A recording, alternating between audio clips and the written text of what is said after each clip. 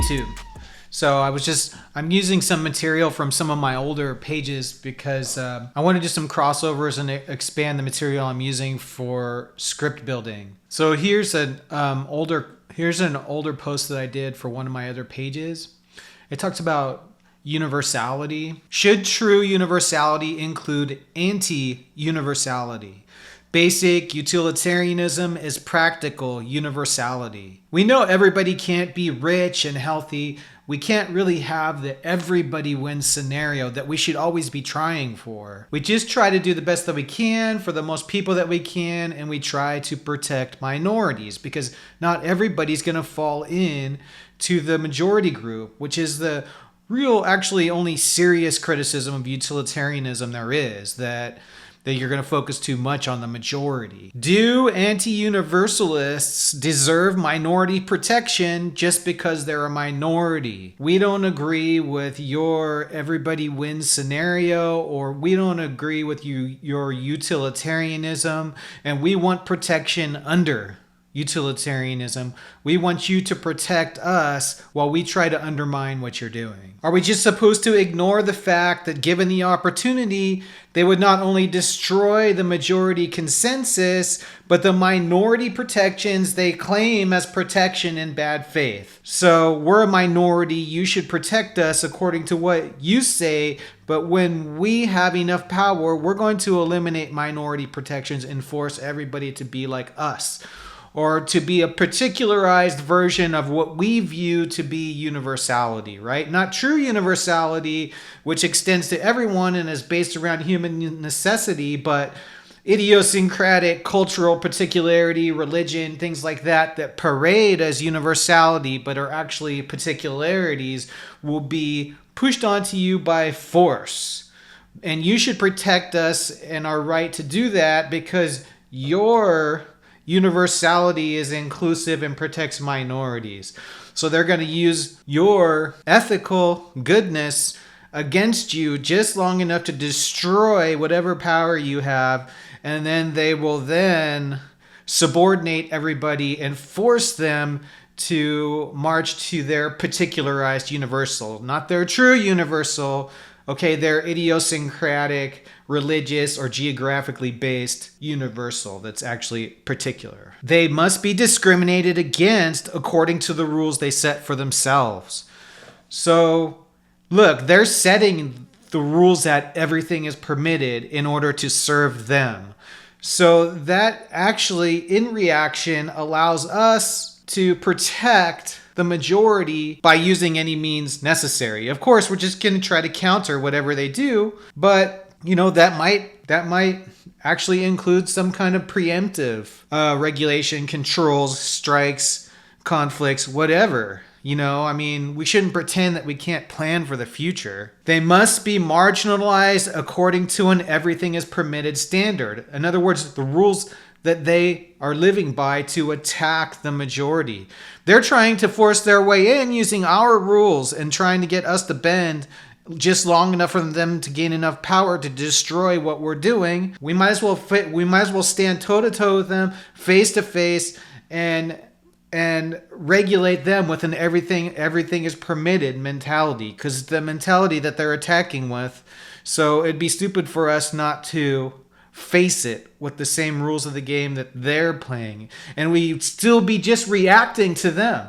It's not an affirmation for us just because they force us to react to them and what they do. So that kind of reaction is fair. It's fair to face them with an everything is permitted mentality when trying to prevent them from using bad faith to undermine a utilitarian perspective that's human universality. Human need is universal. It doesn't matter where you're from, what your religion is, what you do on a day-to-day basis. For the most part, you all need the same things to survive. Now, granted, you might act in certain ways in which justice can be applied to you, and you lose the right to survive. If you're killing people, obviously we can't just pretend like you're not killing people. There's justice to answer to.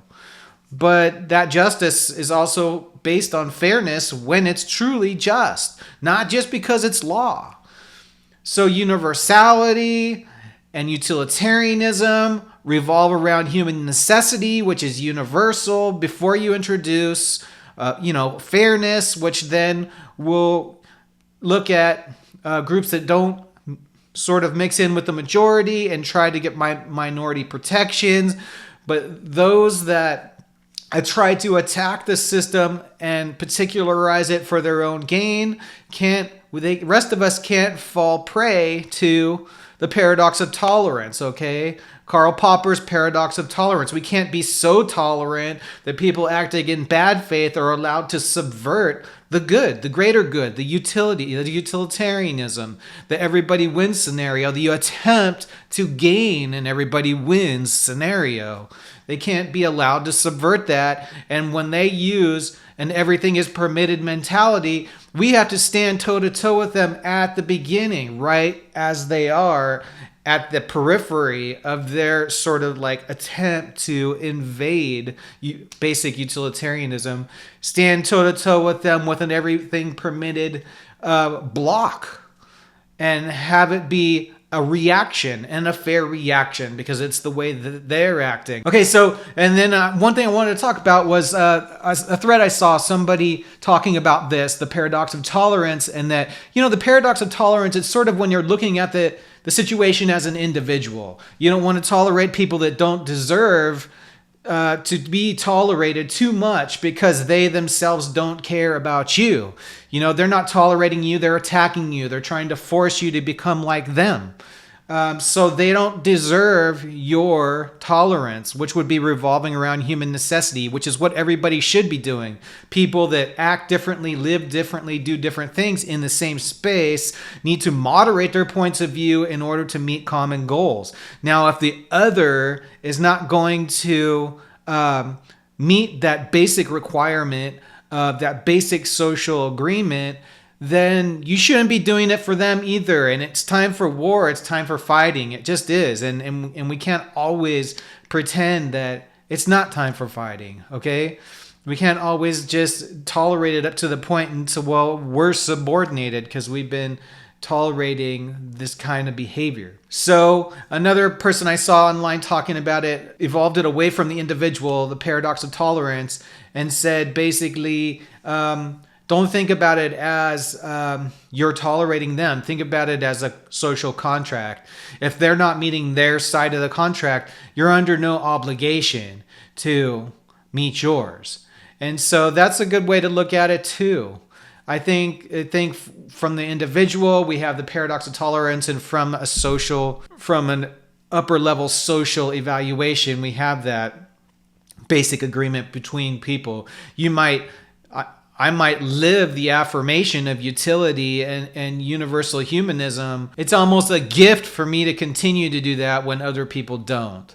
And there's a lot of cultural preclusion out there, people that are culturally xenophobic. They just come from areas that don't see a lot of change. And so when they go out into the world, they're already older, they've already sort of imprinted in a certain way. They just can't assimilate.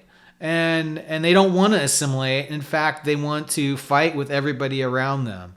So that's problematic, and we can't pretend that's not a problem. It is a problem. And so anyway, I just wanted to cover that old post and talk about anti-universalists, and that their everything permitted mentality is done in bad faith in order to just gain enough power in order to destroy utility, human universality, and minority protections in order to place a fake universal, which is actually an idiosyncratic particular parading as a universal, and to force that on everybody else violently. Because, it's not necessary. What's necessary is necessary, but what is culturally particular is not necessary for everybody. Everybody might have different cultural particularities, but they can all rally around human necessity without forcing others to become culturally particular and, eat the same foods as me, speak the same language as me, wear the same clothes as me, enjoy the same kind of architecture I have, listen to the same kind of music I have. You don't have to do any of that to survive with other humans. What you have to do is watch about how you're preventing others from surviving, and they should watch about how they're preventing you from surviving. We're piled on top of each other with limited means in order to survive. And it's everything we can do not to break out into conflict. And so we shouldn't help conflict along. We should try to get along in a way in which everybody can survive. So anyway, if you guys like this kind of philosophical subject matter, help us out by liking the video and subscribing to the channel.